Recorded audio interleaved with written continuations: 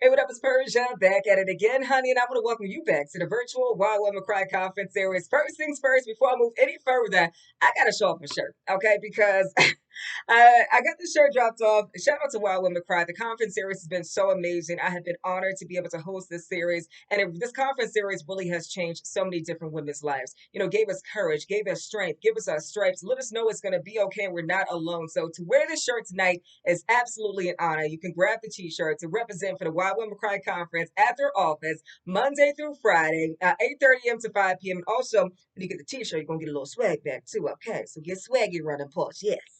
Listen, I hope that you all enjoyed session 6, relationships, sex appeal. Today's session is going to require you to dig deep, okay? You know, be open and honest with yourself. Let me first ask you this. Have you ever had negative thoughts or feelings that, play over and over and over in your mind, holding you back from moving forward with your life? If you answered yes, like immediately, you're not alone. I'm going to tell you that right now. Today, we're going to open the door to your healing journey. Time does not heal all wounds, but today's session, Healing at Your Door, moderated by Asia Johnson, and our panelists who are experts from areas of public health and faith, will address, how to move forward. Let's bring order into our lives and realize our passion and purpose without fear. Without fear, okay? The Wild Women Cry Conference series is not just about surviving. It's about thriving, honey. It's not just about making it, but of course about making it happen. And it is about all of us individually and collectively moving beyond sadness, moving beyond sickness, moving beyond trauma, moving beyond drama. Okay, because don't nobody like no drama, Chad. I'll tell you this. Let's make it happen. This is it. This is the last session for 2021. So step up to the table, honey. Come on in, grab a chair, baby. Make your presence known. And today, all the women out there who are ready, I'm talking to you. Let's take a hold of this faith and make history because, of course, you already know we are history makers. Okay? Yes. This is our moment. This is our movement. This is our magic. So stay tuned. Be sure to hit the share button and bring another sister who needs to learn, live, and laugh with you. This is Wild Women Cry 2021. Hey, Reverend Deb, here we are again. We are back. Yes, we are back live and in living color. Can you believe it? 7 weeks, 7 beautiful sessions, and we continue to move forward. And what a time we have had. And we thank everyone that has participated. And just what did we say, Tommy? Just thank you. We've had awesome presenters. We've had great accolades. And it's just like, wow, what a time. Exactly. And you and I both know 7 is the number of completion. We know that. Completion. Yes. For sure. So when we kicked this off back at June 16th, little did we know that this was going to turn out to be such a phenomenal experience. And it has been. It's been very fruitful. Yes. It's been very powerful, purposeful, and passionate. And definitely. And you know what? We haven't stopped dancing because I got a surprise for you. Somebody else is coming in right now to the dance floor. This is another visionary who stepped out into the business arena years ago when everybody said that women could not make it. And like you, Reverend Deb, she had a vision. So today, she just wants to encourage your heart. We're going to hear from Kathy Hughes right now. Wow, are you serious? Are you serious? Yes. I've been wanting her to be a part of Why Women Cry for the last 16 years. She is a phenomenal woman. She is on the move. She has taken care of her business in such a way that, I'm like, it gives me chills. Wow. Thank you. Thank you. Thank you. I'm looking forward to this one. Okay. Hello. I'm Kathy Hughes, the founder and chairperson of Urban One, and I would like to extend sincere congratulations to Reverend Deborah Hickman, Sisters Together and Reaching Incorporated, and the Why Women Cry Coalition for a powerful 7-week series on purpose and passion. Reverend Deborah Hickman is the heart and soul of Sisters Together and Reaching, known as STAR. Her drive, energy, and dedication is an inspiration to people every single day. STAR is a faith-based, nonprofit organization that provides spiritual support, direct services, and HIV/AIDS education to at-risk African Americans. Since its inception, Reverend Hickman has served this organization with purpose and passion. She has served STAR in the capacity of president and CEO and has led a fledgling one-employee organization to a thriving, internationally renowned organization. I share her story to encourage each of you that you can do anything that you put your mind to if you do it with purpose and passion. God bless you, Reverend Hickman, and congratulations once again. Job well done. Oh, Kathy Hughes, Mother Hughes, that's what I would like to call you. You definitely are an icon and an idol for me to adore for a lifetime. I remember back when the James Brown Hotel, the Quality Inn, all of those long times. And I've wanted to be in your presence and wanted you to be a part of Why Women Cry, because that was a part of also the intuition I had to actually start a Why Women Cry conference. So I really am honored that you honored me today in our organization. CARMI Flood and all of us have stuck together for these 16 years and plan to go on until God says stop. And I just treasure you and continue doing what you're doing. And I look forward. I don't want breakfast with you. I don't want lunch with you. I want dinner and a serious conversation on what steps I maybe should be considering next. Thank you so very, very much for that introduction, as well as, what's the word I want to say? It's just the authentic way in which you just said congratulations. Thank you, and may God continue to watch over and bless you and all that you have done and accomplished, so that other African American women can come alongside and do and follow you and tribute to you and what you have done in your role in our lives. Thank you. Wow. That look, Reverend Deb, that was great on your part too. And you know what? The word you might have been looking for is confirmation. Because Yes. just sometimes you just need confirmation. Just need confirmation. Right track, but you are on the right path. And look at where we are today. Healing at your door. Healing at your door. And I can't think of a better person to be coming forward with a beautiful song that says, I need an angel. And he has been an angel with us over these last 7 weeks. His charisma, his spiritual voice, and the way by which he just is loving. And he even gave us great accolades on putting this conference together. I introduce to you RUBEN Studdard, I Need an Angel. I've run out of answers, I've run out of time, and I'm so confused that I'm losing my mind. It's gonna take a miracle to help me this time. I'm traveling a road that has not one sign. Ooh, have mercy. Oh yeah, set my soul free. And let the bell in my heart ring. Oh, this is my cry. Hey, this is my plea. You see, I need an angel. I'm calling an angel. Send me an angel down. Oh,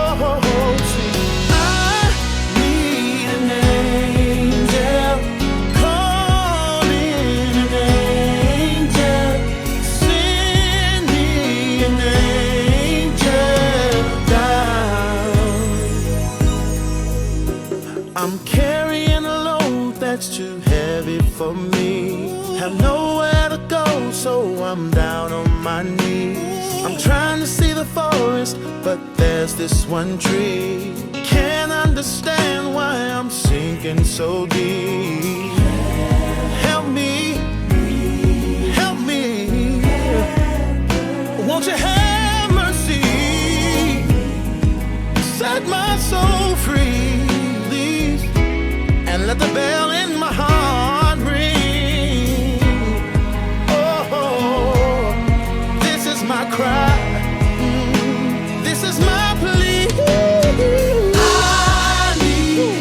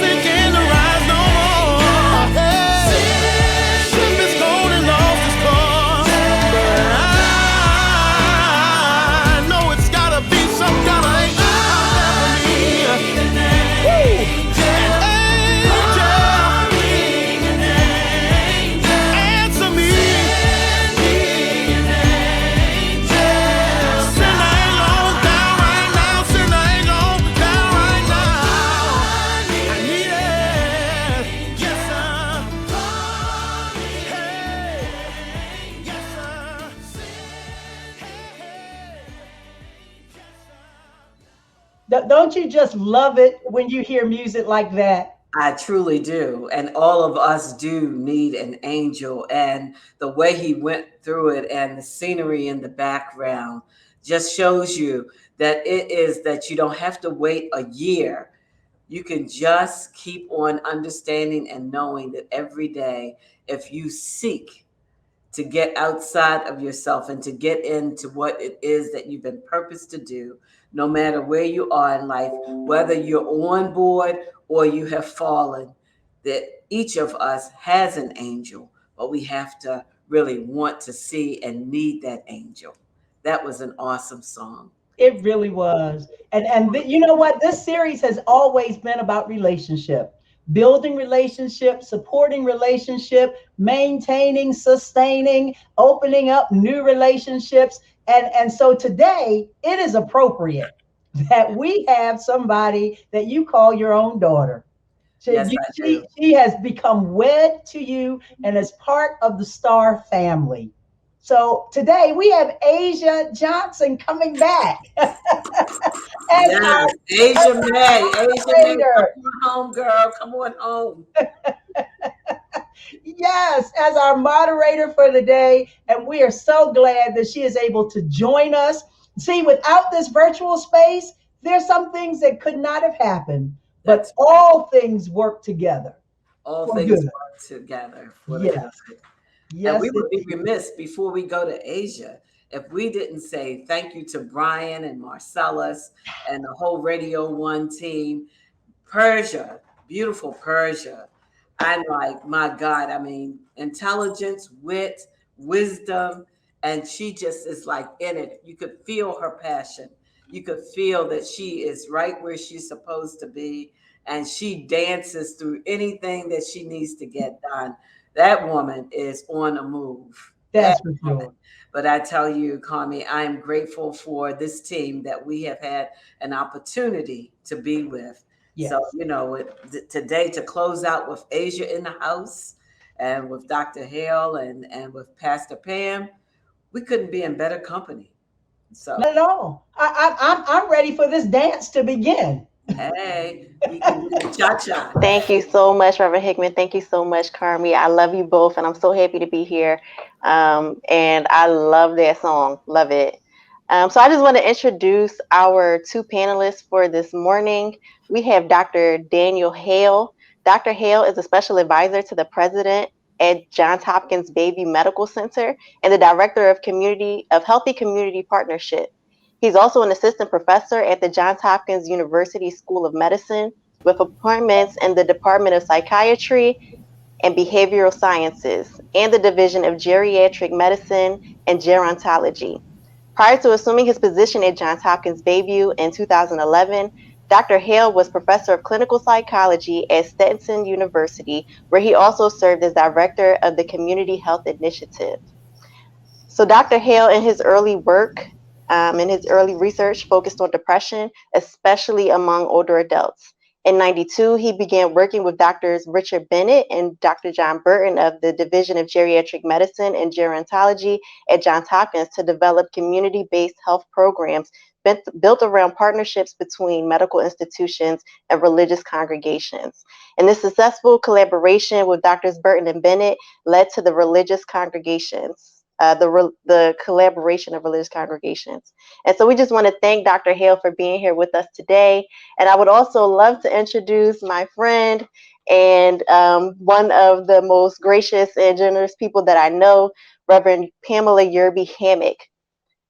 Reverend Yerby-Hammack has been preaching since 1994. She is the founder for Wind of Change Ministries, Inc., a ministry for women, and the executive pastor for the City of Abraham Church and Ministries. She holds a certificate of religious studies, a bachelor's degree in theology from the Eastern Maryland Theological Seminary, and has completed several programs to further her studies through the Johns Hopkins Medical Center. Reverend Yerby-Hammack enjoys community service and outreach.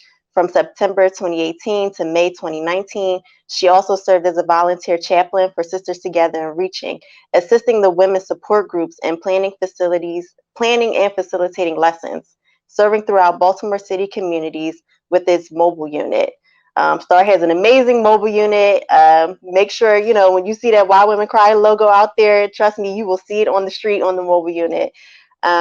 She has served in churches across the country and in a variety of capacities and organizations such as hospitals, prisons, jails, and shelters.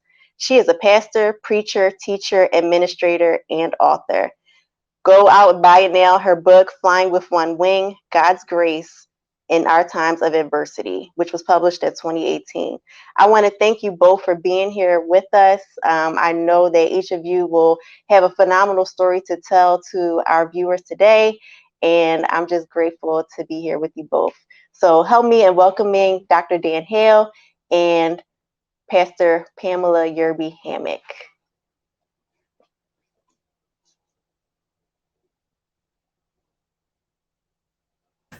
Dr. Hale, you're on mute.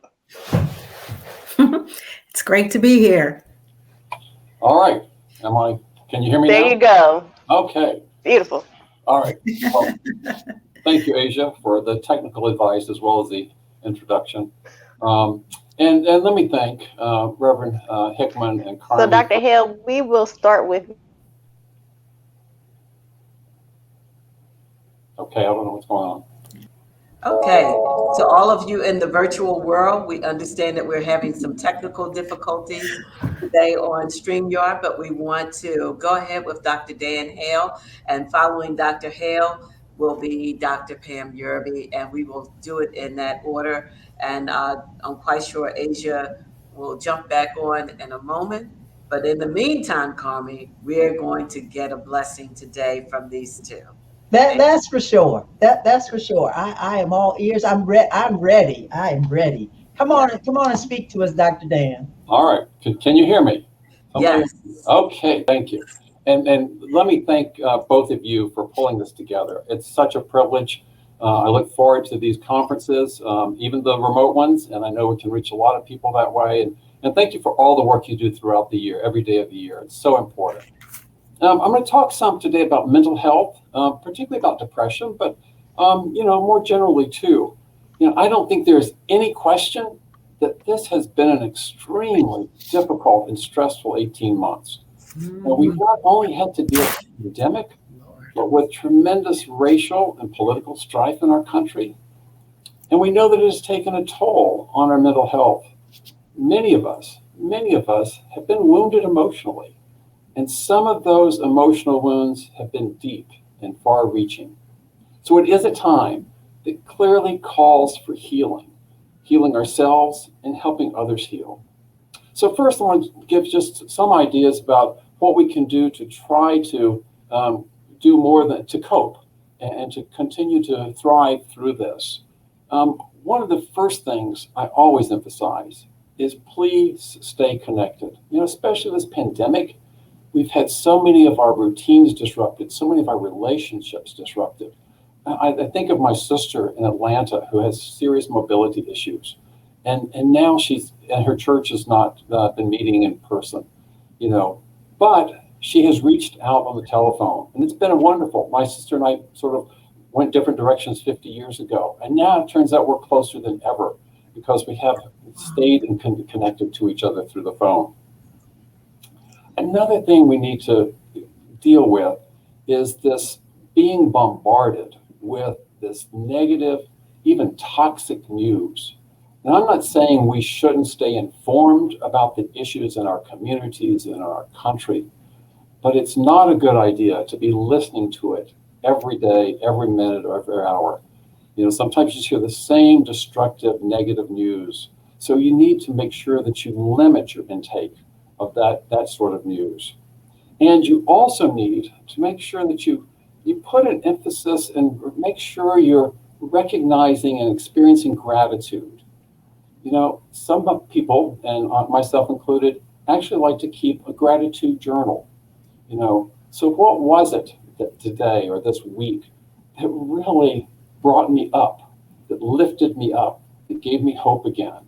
And that could be a beautiful sunset. That could be, seeing some kids and dogs playing in the park, a hug from a child or grandchild. and to make sure that you don't let yourself just be focusing on the negative. And one of the things I do is that when I go home at the end of the day and I'm asked, how was your day?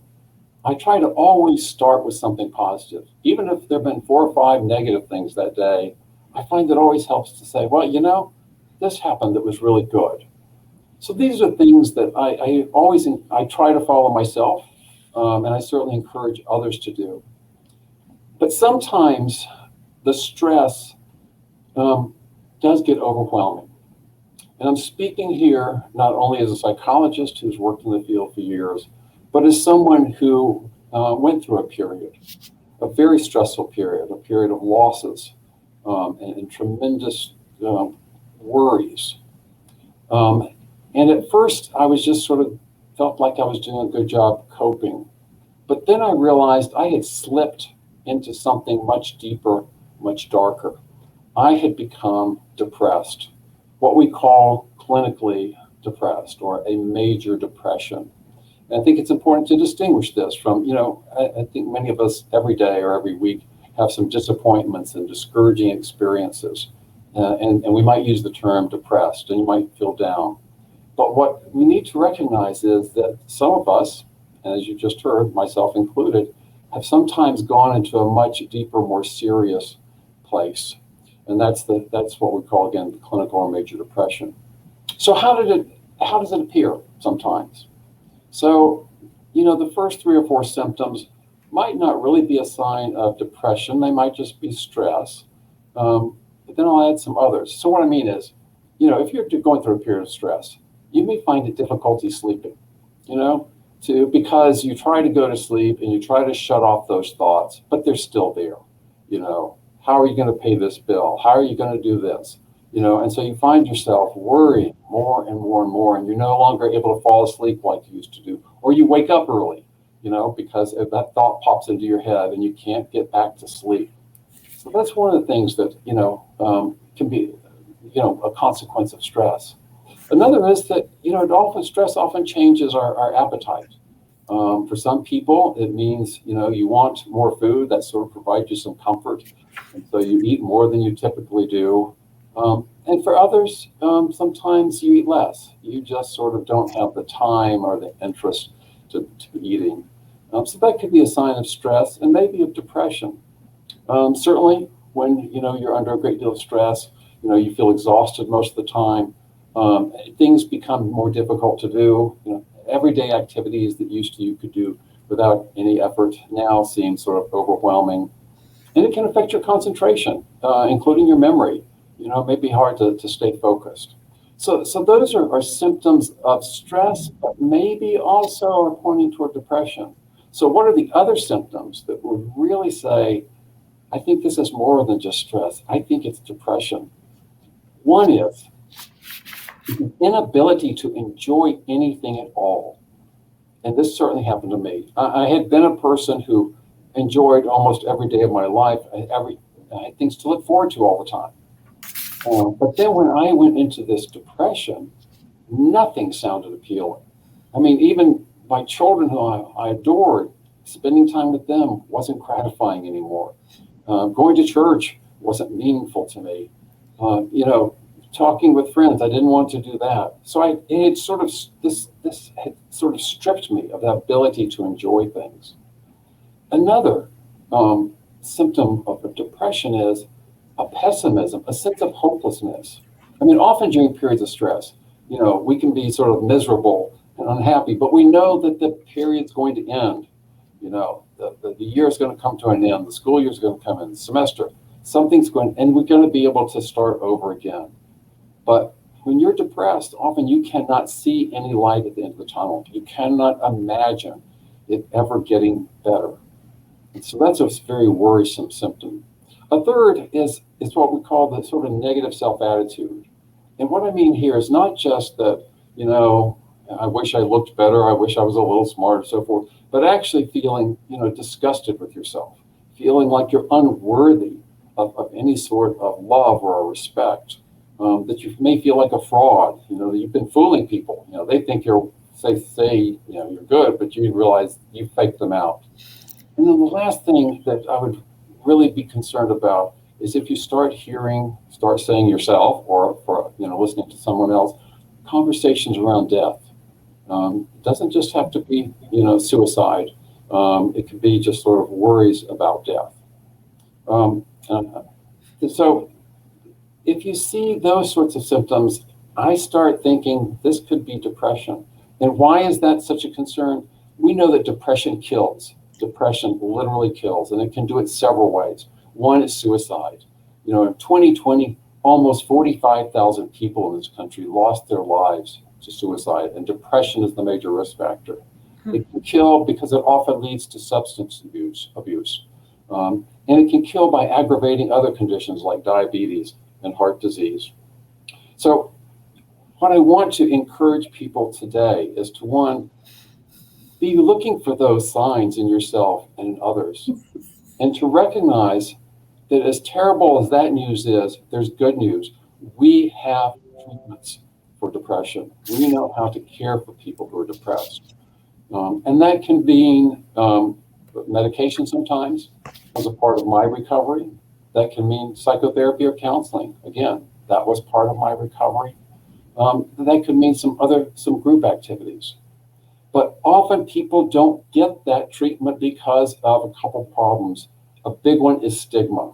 We have got to get rid of stigma. If you're watching the Olympics, then you're seeing, again, people are now speaking up on this. Simone Biles, Michael Phelps. We've got to bring it out into the open. We have to create an atmosphere that allows for that healing.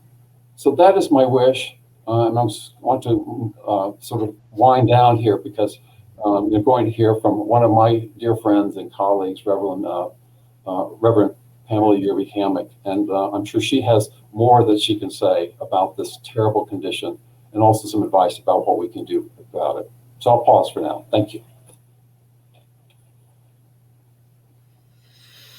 Thank you so much, Dr. Hale, for that. And I just want to echo a little bit about what Dr. Hale said.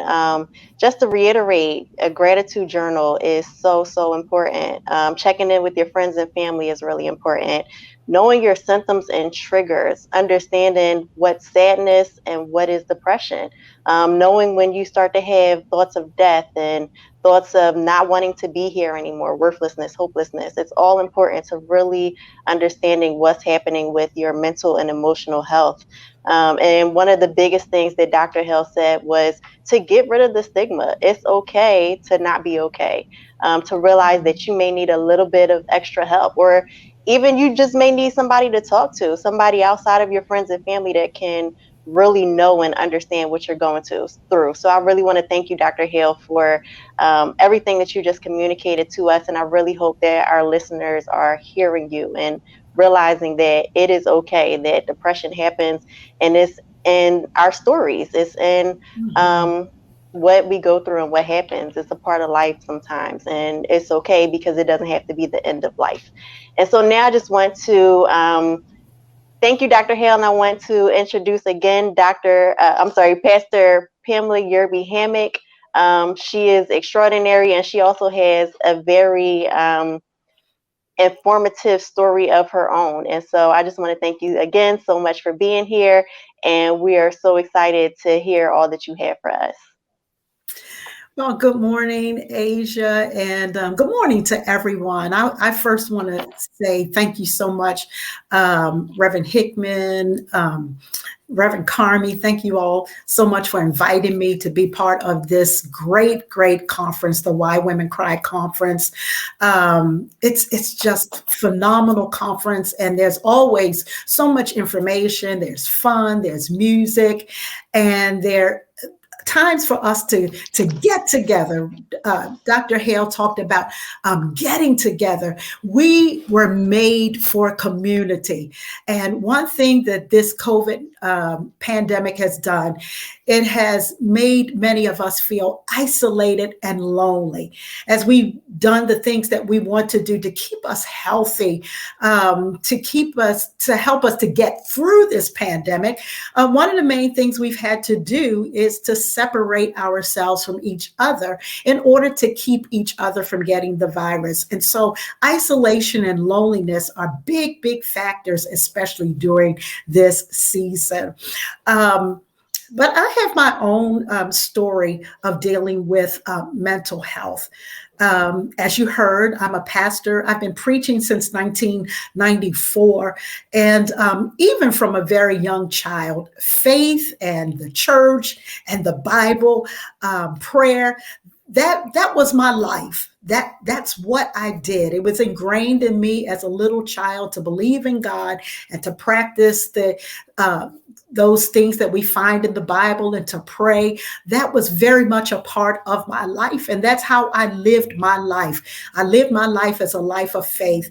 In the church community, especially as I knew it and being in the African-American church community, we had been taught that mental illness, depression, those things, they were demonic, or if anyone suffered from any kind of mental illness, it was because we weren't praying enough, we weren't trusting, and we weren't believing in the word of the Lord. And so you can probably imagine when I found myself in the fall of 2012, when my life took a detour in this foreign territory of mental illness.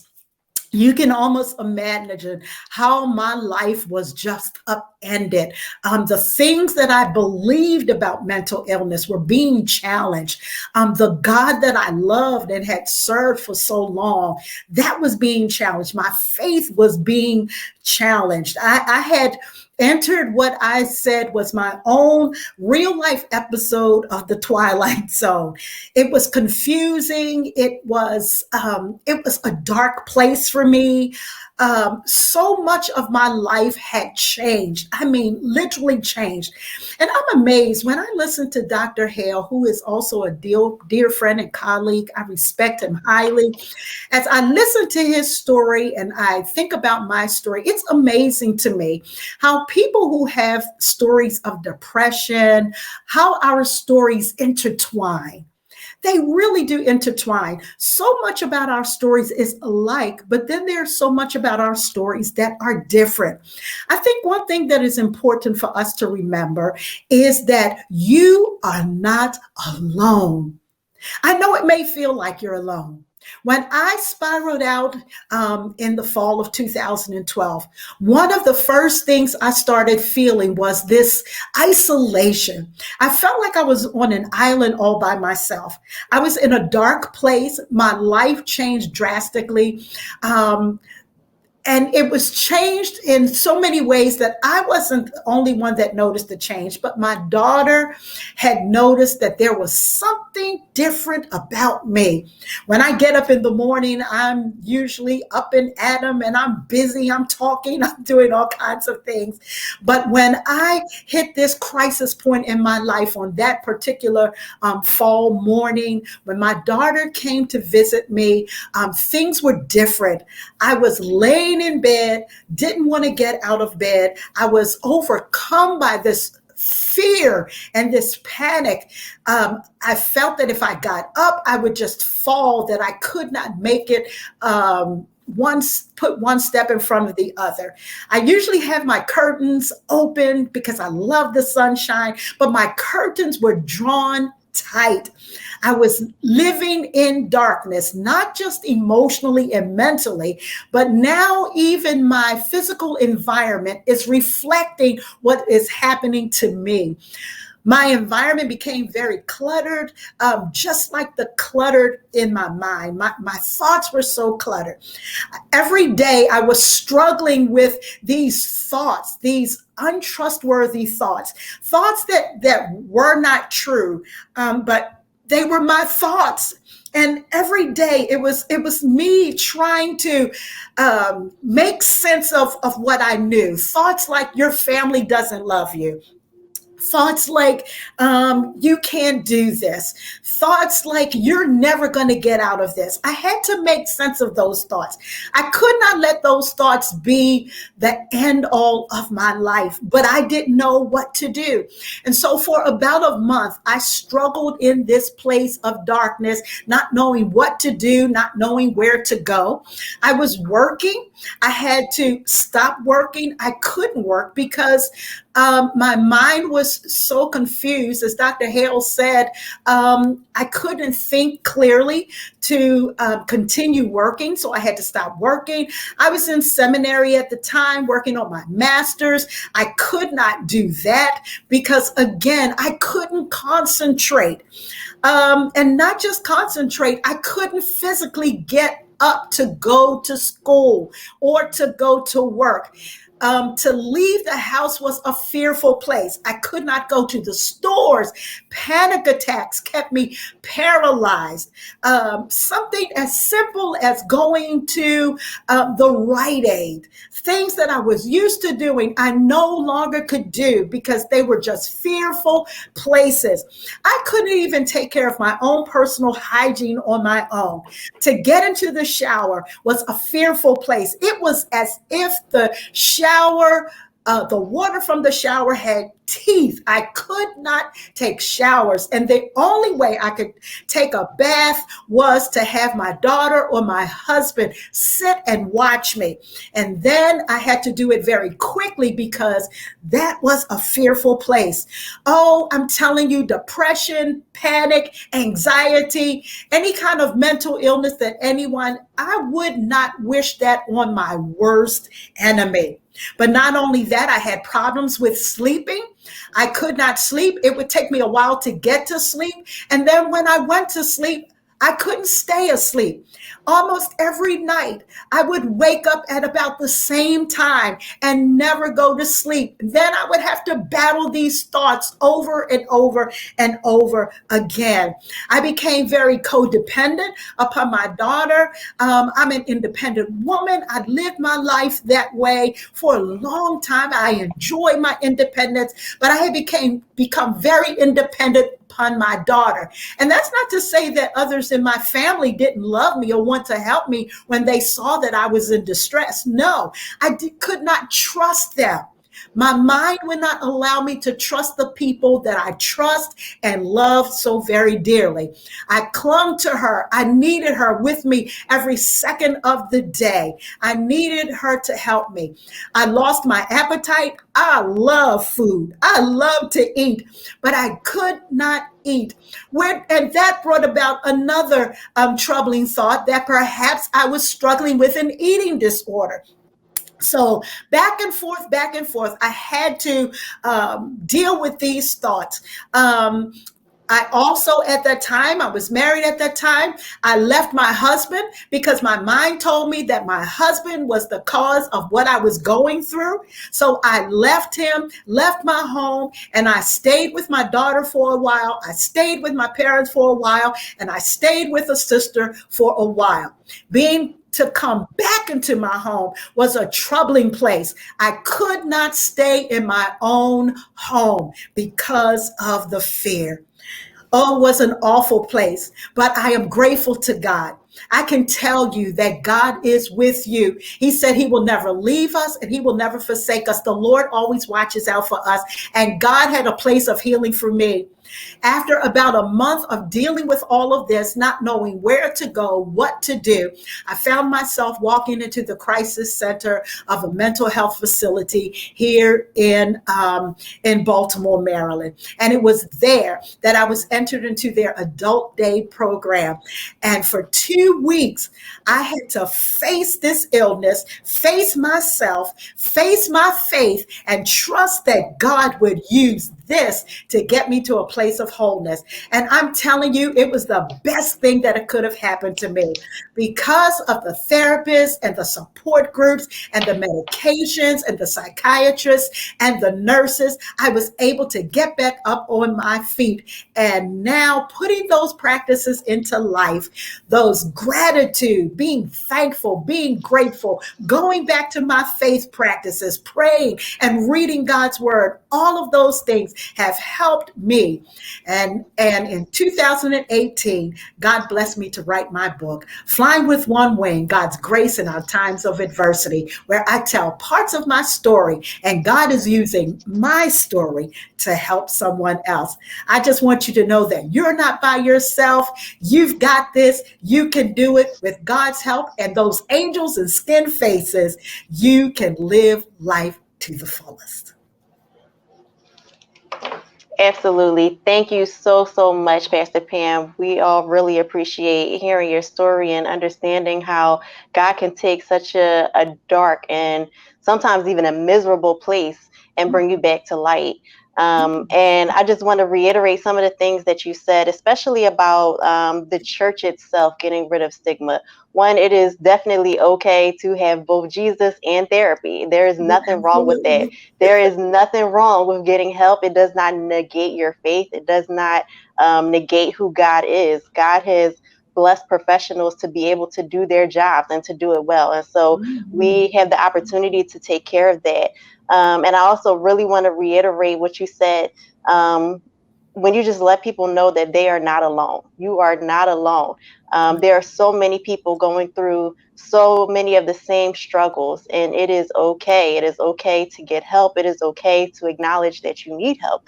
And then also, as someone who works in a crisis center myself, I want to say that those are one of the most amazing resources. Crisis centers are open 24/7. You can find yourself in a panic at 3 a.m. and you can walk in and be evaluated, and that is okay. And so thank you so much. Thank you again. We want to bring Dr. Hale back on and get into our Q&A segment. We have some really great comments from our viewers. And our viewers are like all over the chat. They're saying thank you so much. They are really appreciative. Some people are able to identify with both of you and your stories and your knowledge of depression. So I'm going to bring to you one of the first questions that we received. And I want to encourage everyone who is viewing right now, if you do have a question, to please put your question in the chat and we will do our best to get to it. So our first question was, how do you reach out when you are home alone and you cannot move? Are there resources that are available to someone in a situation like this? I think there are. It depends sort of what community you're in and so forth. But again, if nothing else, if you're really beginning to feel you're concerned about how depressed you're becoming, and you're feeling the strong negative emotions, there's a what's called a suicide prevention lifeline, but it's really an emotional crisis lifeline. So any time of any day, if you're at a place where you're getting really worried about, am I sinking too deep? Am I, are those fears that Reverend Yerby just talked about coming back so strong? I don't know what to do, where to turn. There is someone you can talk to.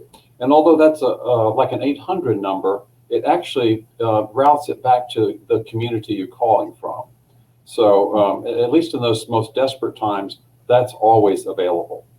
I don't know, Reverend Yerby, if you have some other thoughts. Yes, I was going to say you can always call 211 or 911, 211.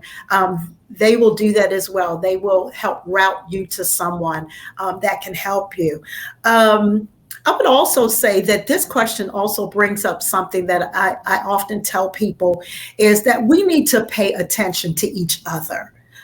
Many times, and I found in the church, many times we don't pay attention to each other. And so when people are having issues, sometimes they go unnoticed because we kind of come in and out of the building. We are a community and we ought to love and care about each other. And so when we see our sisters and brothers, whether it's a family member, your job or whatever, just pay attention to each other. And you may have to have that hard conversation with someone to help them to be whole. Absolutely. And so going along with that, so we know that Dr. Hale talked about both medication and therapy. We have a question that asks, what do you do when meds don't help? How do you navigate that situation? Okay, so just a little of the basics on those antidepressant medications. So one, you can start by talking to your family doctor. You don't necessarily need to go see a psychiatrist. Most family doctors can help with the medications. But those medications don't act immediately. So sometimes people, they get the medication and they think, I'm taking it for a week, 2 weeks, nothing's happening. Well, actually it takes maybe 4 to 6 weeks for the therapeutic effect to actually be reached. And so unfortunately, sometimes people get discouraged and stop taking the medications. But it is true that even if you follow through with the medications, the initial medication may not be the right one for you. Doctor can try another one. And we generally recommend medications and therapy. The best treatment is when you combine both. And you've heard Reverend Yerby talk about her experience, and that was my experience too. There are some other medical treatments that are available. If you try 2 or 3 antidepressants and none of those work, there are some other options. I can discuss those if you want. But I think the main thing is stay in touch with your doctor. Let them know if you're having unpleasant side effects. Let them know if it's not having the effect it needs. They may need to increase the dosage. They may need to switch you to another one. But, most people will be able to find an antidepressant that will work. Yeah. I just want to encourage you to stay the course. Just don't stop. Don't get stuck, because there is help.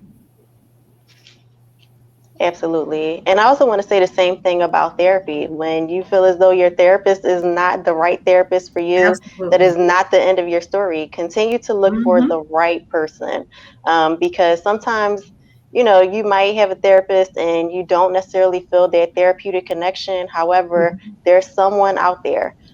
So don't get too discouraged when it doesn't work the first time. I hope that everyone continues to stay in the fight to really address their mental health. We have another question. And so this question is, when should people seek a psychologist versus a psychiatrist? And are you able to tell us the difference and what those treatments look like? Sure. So the two most major mental health professions are psychiatry and psychology. There are other mental health professions too. So certainly the licensed clinical social workers, mental health counselors, psychiatric nurse practitioners. Psychiatrists are MDs, medical doctors. So they are trained to not only diagnose, but to treat mental conditions, including prescribing medications. As I said before, you often don't need to see a psychiatrist. Your family doctor can do it. Psychologists do not have the medical degree. We have either a PsyD or PhD, and we are trained primarily to, again, diagnose and treat, but treat through psychological methods.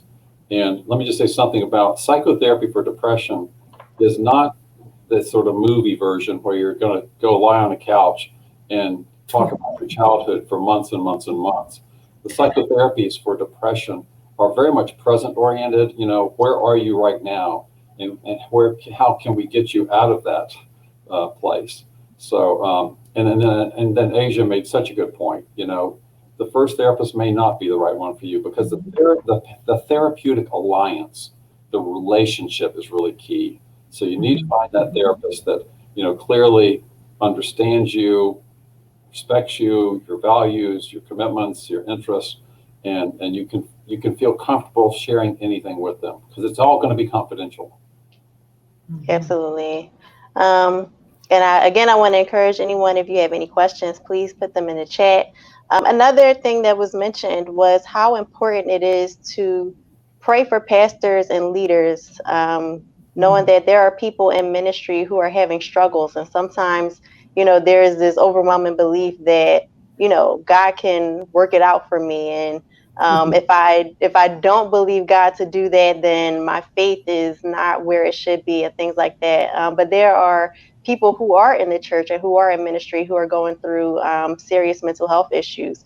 So Pastor Pam, can you tell us a little bit about the stigma of mental health in the church and what we can do to combat that? Sure. One of the things I think we can do is just what we're doing now. Don't be afraid to tell your testimony. I know some people won't understand, but I can tell you that the first time I actually told my testimony to the congregation at the church that I attend, there were so many people that were grateful.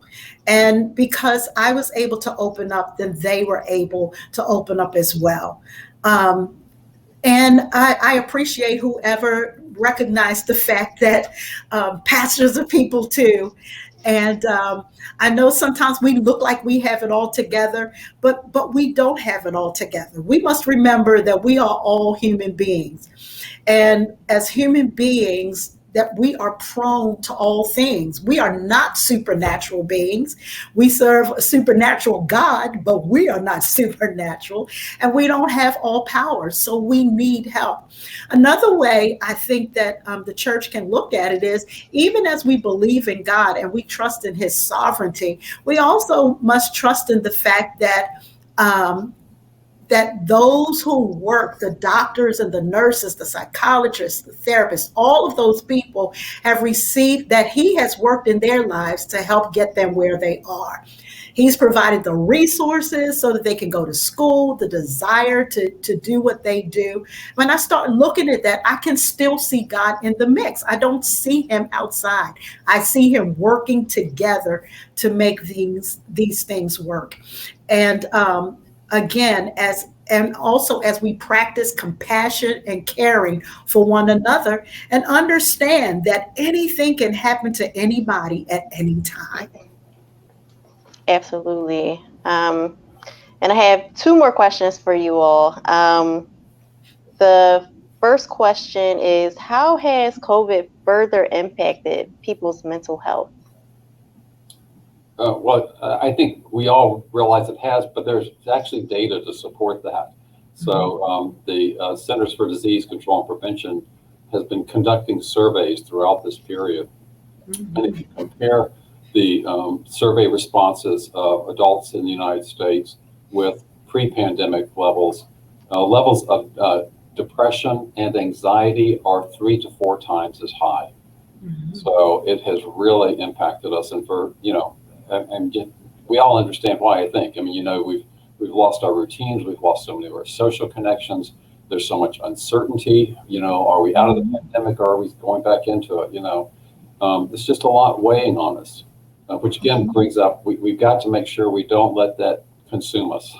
And we find that there's still good in life. And even, with some of all the negative political things, there's still good people seeking good ways. So, but yes, the data is quite evident. It's impacted us tremendously. Absolutely. And as people continue to stay in isolation, and people are unable to hug each other and have that comfort of touch and being able to see each other in person, I think that really took a toll as well. Pastor Pam, were you going to add something to that? I think too that to help us with that connection, because when we physically can't get together, is to stay connected with a text, checking in on each other, especially if we know that people are elderly or widowed, if we know people live alone. Those are things, we can text, we can reach out, we can give virtual hugs. Those things will help people feel that they are connected as well. Absolutely. And so to go from what you're saying, one of our final questions is, how can we help loved ones to stay committed to the journey towards healing? What are some practical things that we can do in the community? I see people come into the crisis center all the time, like so concerned about their family and their friends because they aren't taking their medication, or there are people out on the street who obviously are having some type of mental breakdown and people don't know what to do. How can we help those people to stay committed towards the journey of healing? That is such a hard place to be. It is so hard. Recently, I've been dealing with that situation with someone myself. Because if someone needs help, but they don't want to get the help, So I think from my perspective, is to just build trust. If this is someone you know, you have that opportunity to build trust with this person, to be a friend, not just to come at them with, you need this is what you got to do, but to be a friend, to share that love with them, build that trust, so that when you have that conversation, they will hear your heart.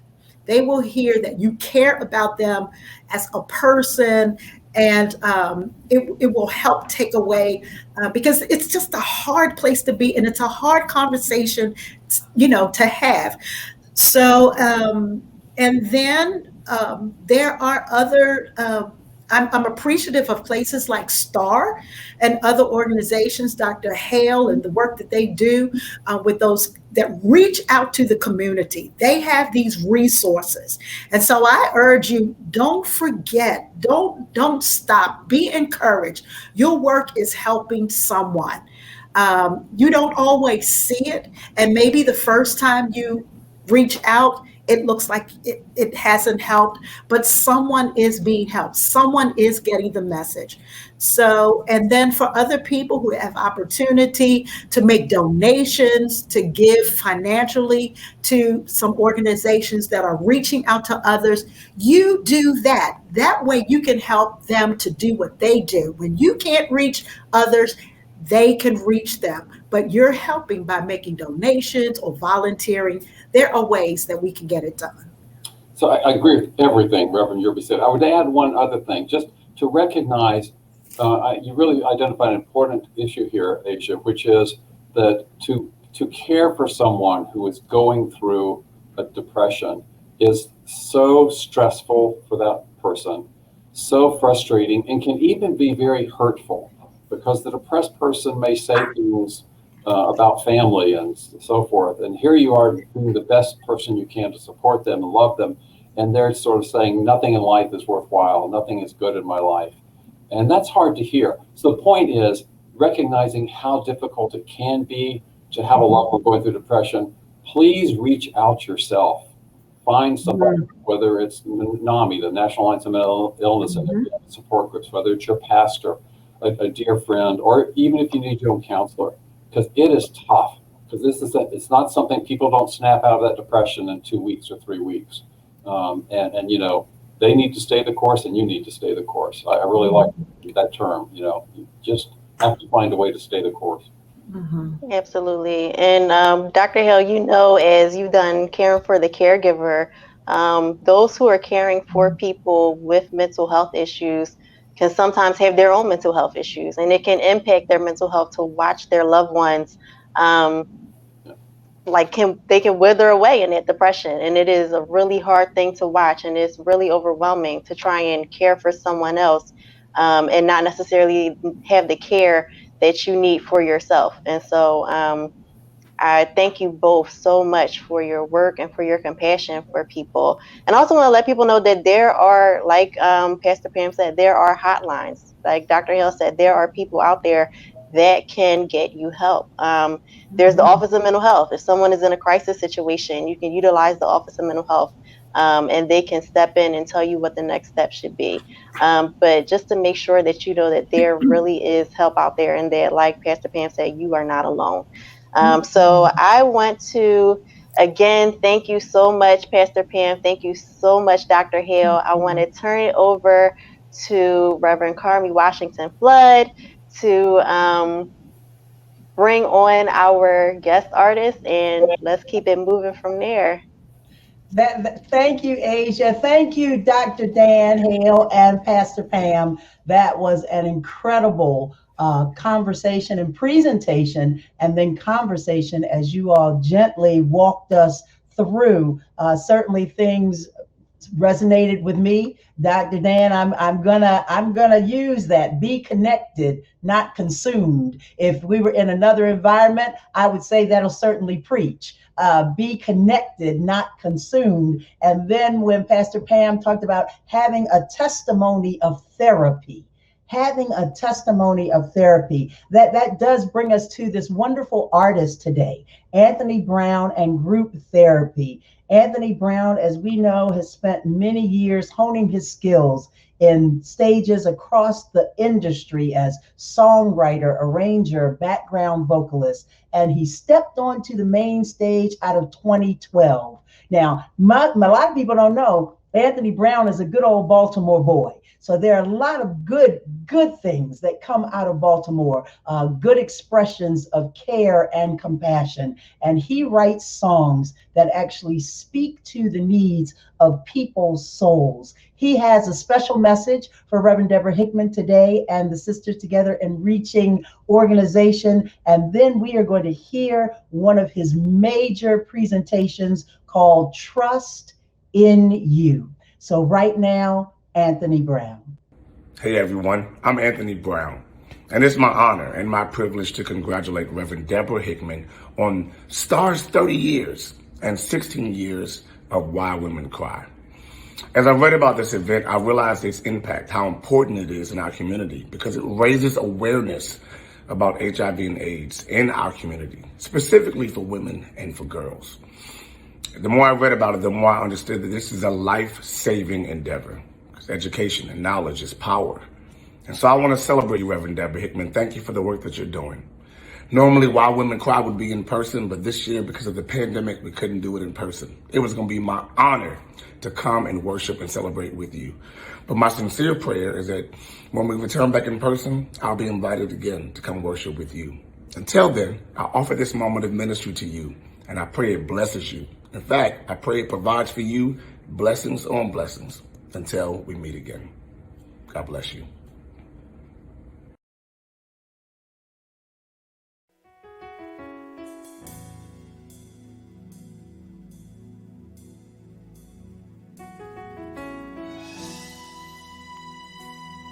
Wherever you are right now, can you still just lift your hands to heaven? It's our sign of surrender. Whenever we stretch our hands to God, it's our sign of surrender to Him. That He didn't make you to worry or fear, but to worship Him.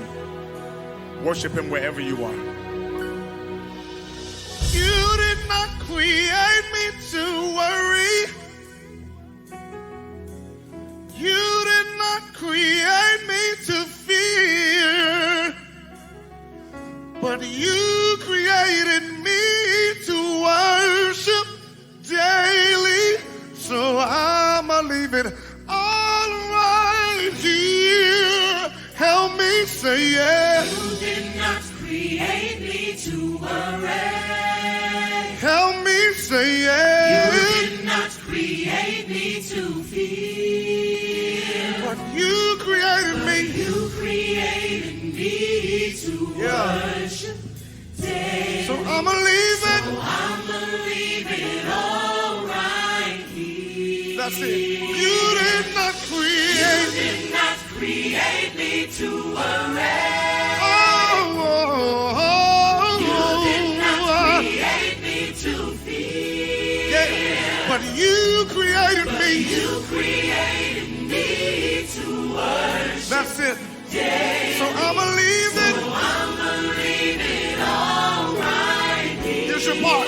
My hands are raised. My hands are raised because I surrender. Hallelujah. Your will is what's best for me. Oh, I worship you. I worship you because you're Jehovah. Yeah. I bow before the King. That's good. Say it one more time. My hands are raised. Because I surrender. Your will is what's best for me. Oh, I worship you. Worship you because you're Jehovah. Oh, because you're Jehovah. I bow before the King. No more crying, no more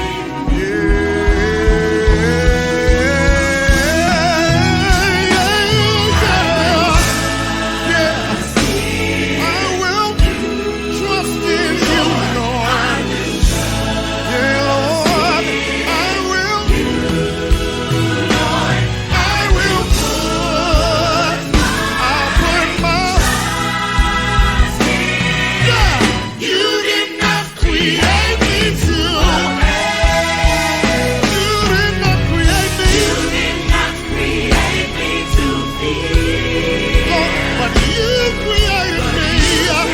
You made me to worship you. You made me to adore you. You made me to exalt you. You made me to bless you. And that's what I'm gonna do. Yeah, yeah.